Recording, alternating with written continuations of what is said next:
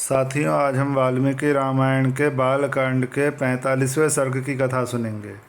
इस सर्ग में समुद्र मंथन की कथा का बहुत संक्षेप में वर्णन किया गया है।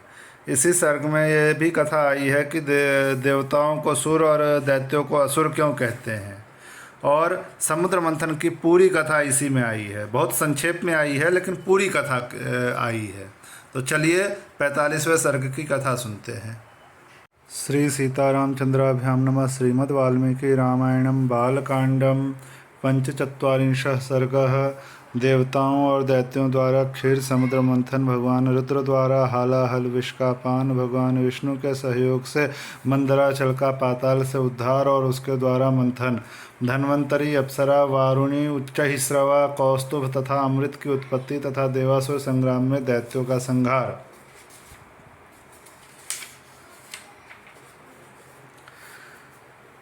विश्वामित्र जी की बातें सुनकर लक्ष्मण सहित श्री रामचंद्र जी को बड़ा विस्मय हुआ। वे मुनि से इस प्रकार बोले, ब्रह्मन, आपने गंगा जी के स्वर्ग से उतरने और समुद्र के भरने की यह बड़ी उत्तम और अत्यंत अद्भुत कथा सुनाई। काम क्रोधादि शत्रुओं को संताप देने वाले महर्षि, आपकी कही हुई इस संपूर्ण कथा पर पूर्ण रूप से विचार करते हुए हम दोनों भाइयों कि यह रात्रि एक क्षण के समान बीत गई है। विश्वामित्र जी, लक्ष्मण के साथ इस शुभ कथा पर विचार करते हुए ही मेरी यह सारी रात बीती है।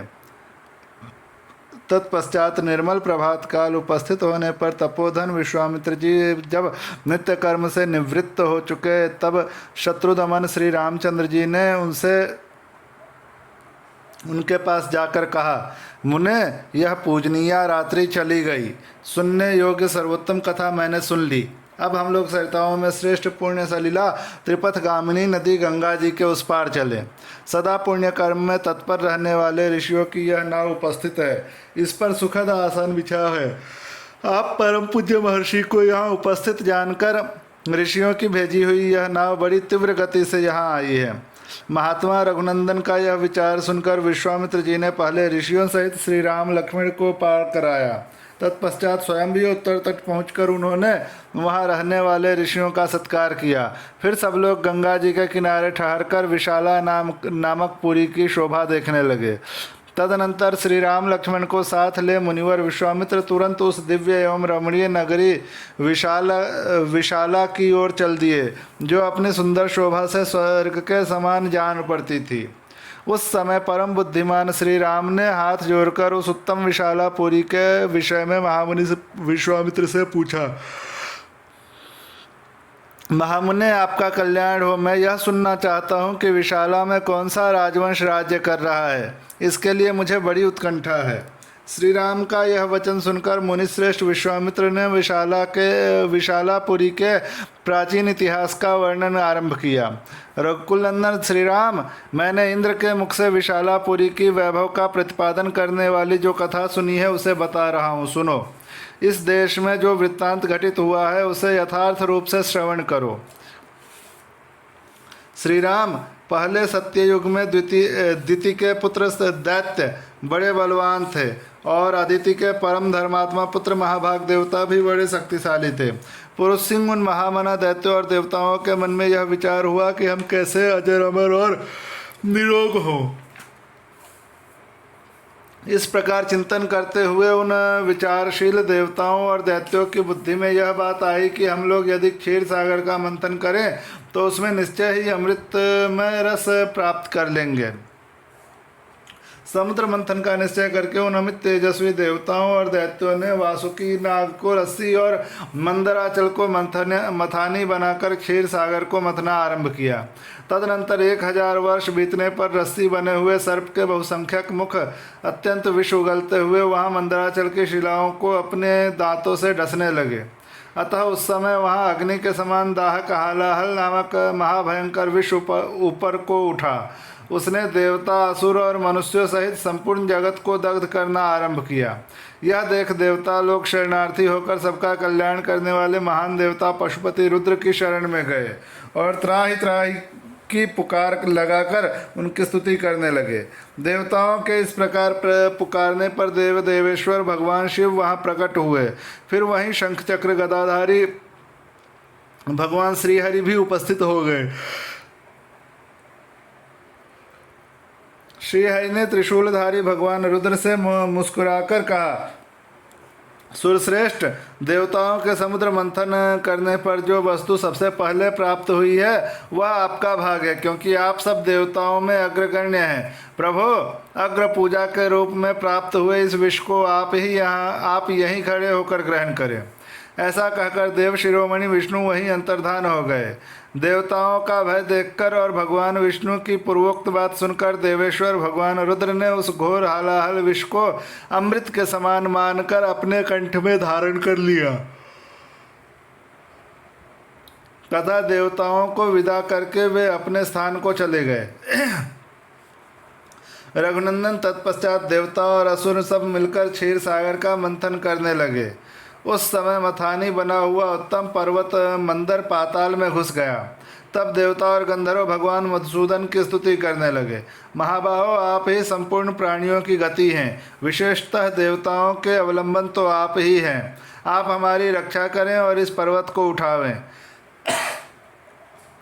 यह सुनकर भगवान ऋषिकेश ने कच्छप का रूप धारण कर लिया और उस पर्वत को अपने पीठ पर रखकर वे श्रीहरि वहीं समुद्र के भीतर सो गए। फिर विश्वात्मा पुरुषोत्तम भगवान केशव उस पर्वत शिखर को हाथ से पकड़कर देवताओं के बीच में खड़े हो स्वयं भी समुद्र का मंथन करने लगे। तदनंतर 1000 वर्ष बीतने पर उस क्षीर सागर से एक आयुर्वेद में धर्मात्मा पुरुष प्रकट हुए, जिनके एक हाथ में दंड और दूसरे में कमंडल था। उनका नाम धन्वंतरी था। उनके प्राकट्य के बाद सागर से सुंदर कांति वाली बहुत सी अप्सराएं प्रकट हुईं। नरश्रेष्ठ, मंथन करने से ही अप जल में उसके रस से वे सुंदरी स्त्रियां उत्पन्न हुई थी, इसलिए अप्सरा कहलाईं। काकुत्स, उन सुंदर कांति वाली अप्सराओं की संख्या 60 करोड़ थी और जो उनकी परिचारिकाएं थीं उनकी गणना नहीं की जा सकती थी। वे सब असंख्य थीं।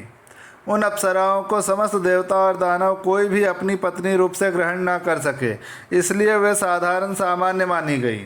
रघुनंदन, तदनंतर वरुण की कन्या वारुणी, जो सुरा की अभिमानिनी देवी थी, प्रकट हुई और अपने को स्वीकार करने वाले पुरुष की खोज करने लगी।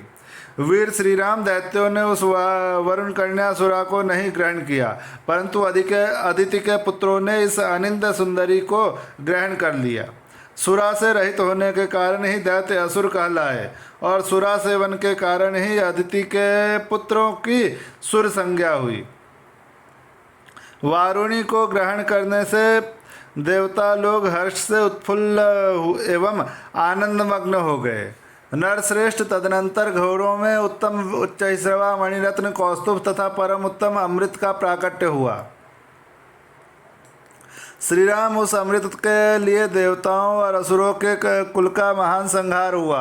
अदिति के पुत्र दिति के पुत्रों के साथ युद्ध करने लगे। समस्त असुर राक्षसों के साथ मिलकर एक हो गए। वीर देवताओं के साथ उनका महाघोर संग्राम होने लगा, जो तीनों लोकों को मोह में डालने वाला था। जब देवताओं और असुरों का यह सारा समूह क्षीण हो चला, तब महाबली भगवान विष्णु ने मोहिनी माया का आश्रय लेकर तुरंत ही अमृत का अपहरण कर लिया। जो दैत्य बलपूर्वक अमृत छीन लाने के लिए अविनाशी पुरुषोत्तम भगवान विष्णु के सामने गए, उन्हें प्रभावशाली भगवान विष्णु ने उस समय युद्ध में पीस डाला। देवताओं और दैत्यों के उस घोर महायुद्ध में अदिति के व वीर पुत्रों ने दिति के पुत्रों का विशेष संहार किया।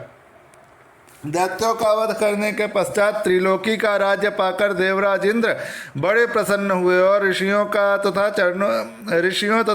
चारणों सहित समस्त लोकों का शासन करने लगे। इस प्रकार श्री वाल्मीकि निर्मित आर्ष रामायण आदि काव्य के बालकांड में 45वां सर्ग पूरा हुआ।